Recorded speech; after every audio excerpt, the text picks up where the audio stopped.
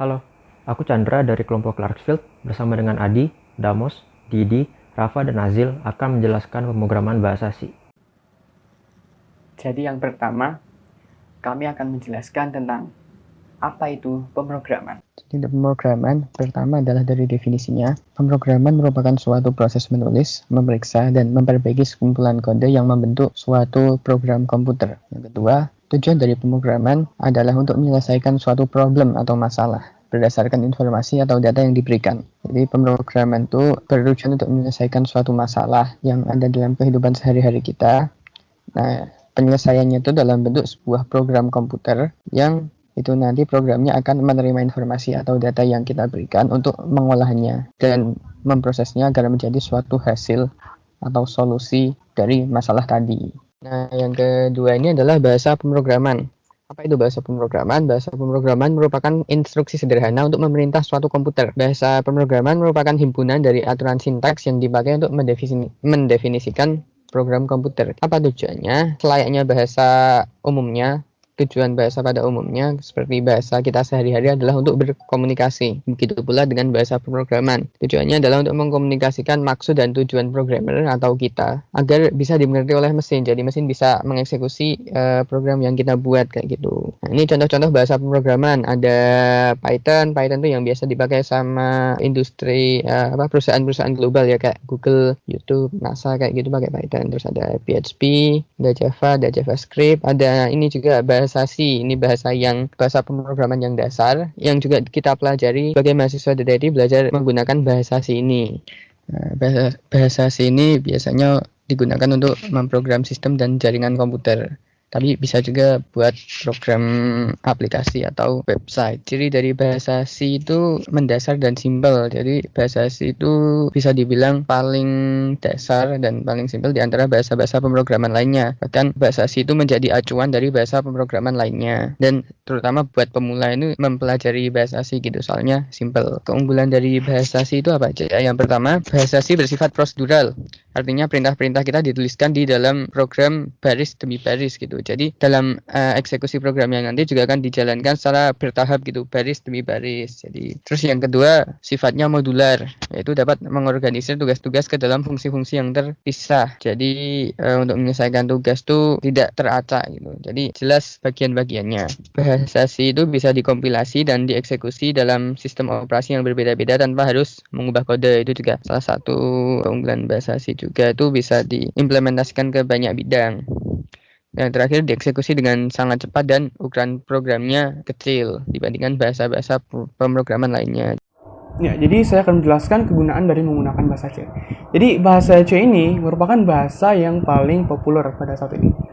Jadi dengan banyaknya programmer yang menggunakan bahasa C sebagai bahasa programming mereka, hal tersebut tentunya membawa pengaruh yang sangat besar bagi kita semua, yaitu kemudahan bagi kita untuk mendapatkan pemecahan masalah dari masalah-masalah yang kita temukan saat kita membangun program kita. Dan yang kedua adalah bahasa C merupakan bahasa dasar dari bahasa pemrograman tingkat tinggi lainnya. Yang saya maksud di sini adalah sebagai contoh Python, Ruby, dan lain-lain itu tuh dibangun menggunakan bahasa C.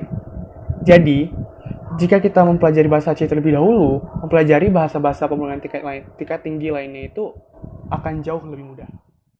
Dan untuk soal yang kedua, yaitu manfaat dari belajar bahasa C di prodi TI, TE, dan TB adalah, menurut saya yang pertama adalah untuk melatih logika, melatih problem solving, dan memicu kita untuk menjadi kreatif.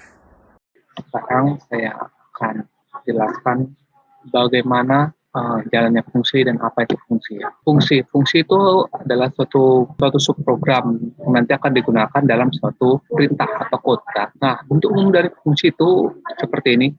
Jadi kita pertama ada jenis datanya, baru nama dari fungsinya, baru parameternya. Baru nanti di sini akan ada kode program yang akan dijalankan. Fungsi itu ada yang sudah disediakan oleh sistem, kemudian ada juga sudah yang bisa dibuat oleh user. Fungsi dalam bahasa C mempunyai beberapa fungsi dasar. Fungsi dasar ini bisa seperti printf ini dan juga scanf. Printf dan scanf ini merupakan fungsi dasar yang sudah disediakan oleh sistem. Untuk fungsi yang dibuat oleh user kita dapat membuat sendiri dengan nama yang kita inginkan. Seperti kita mau buat integer dari X sama dengan 5. Fungsi memiliki beberapa jenis. Yang pertama itu ada yang punya return value, dan juga tidak punya return value.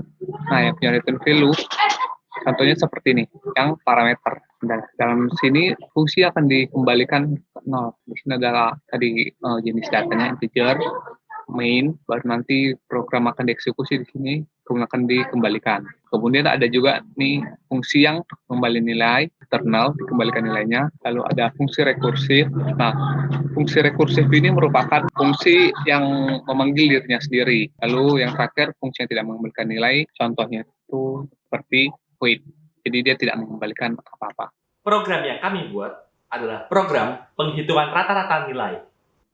Program ini merupakan sebuah program loop yang digunakan untuk tidak hanya menghitung rata-rata nilai yang diinputkan, tetapi juga memberikan sebuah output, yaitu grade atau indeks sesuai dengan rata-rata yang didapatkan. Lalu, bagaimana cara kerja program ini? Mari kita simak lebih lanjutnya. Ya, di sini adalah program yang kita buat ya, ini untuk menghitung rata-rata nilai mungkin dari nilai suatu kelas atau nilai kita dalam satu semester. Nah, pertama ini kita memanfaatkan bahasa C yang bersifat modular, maka dari itu kita menambahkan fungsi-fungsi lain di luar fungsi main. Di fungsi main sendiri kita akan memulainya dengan inisialisasi variabel termasuk dengan tipe datanya. Lalu kemudian ada sambutan untuk pengguna dari program ini, di printf ini. Kemudian ada instruksi ketik 1 untuk mulai dan ketik 2 untuk mengakhiri. Apabila di ketik 2 maka program akan keluar return 0 artinya exit normally, atau ketik 1 maka dia akan memulai untuk menghitung. Nah, ini if var-nya yang kita masukkan tadi di scanf ini dibaca apakah nilainya yang dimasukkan 1 atau 2. Kalau 1 kita akan memulai membacanya dengan masukkan banyaknya data. Ketika banyak data sudah masuk maka di sini akan masuk ke fungsi total. Total dimasukkan banyaknya data. Maka di fungsi total ini akan memulai looping untuk memasukkan semua data yang tadi sudah disebutkan jumlahnya berapa banyak. Data ke-1, data ke-2, data ke-3, dan seterusnya akan dijumlah. Kemudian nilai dari total ini akan di-assign atau diberikan kepada variabel non. Setelah itu akan dihitung average-nya atau rata-ratanya, yaitu non atau total tadi dibagi dengan jumlah data yang dimasukkan. Kemudian akan di-print jumlah rata-ratanya dan di-grading. Grading di sini maksudnya adalah ketika rata-ratanya lebih dari 80 maka akan mendapat grade A, grade lebih dari 60 grade B, dan seterusnya. Jika sudah ditanya apakah ingin menghitung lagi, jika tidak maka akan keluar.